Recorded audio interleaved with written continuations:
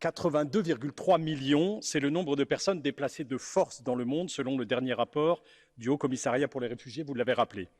86% de ces personnes forcées à l'exil sont accueillies dans des pays en développement. L'Union européenne, espace économique pourtant prospère, n'en accueille, elle, qu'une infime minorité, et encore peut-on réellement parler d'accueil.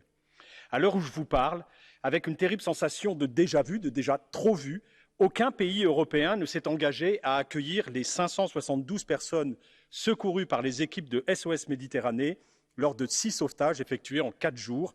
Ce sont les actes d'aujourd'hui, Madame la Commissaire.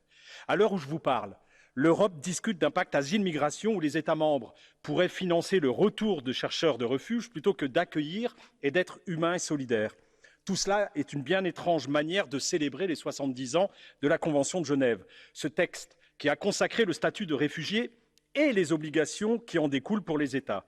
70 ans après, le droit d'asile et son principe fondateur, le non-refoulement, sont trop souvent malmenés, piétinés.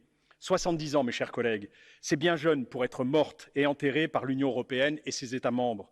Oui, Madame la Commissaire, la Convention de Genève doit vivre et survivre à nos peurs et à nos égoïsmes nauséabonds.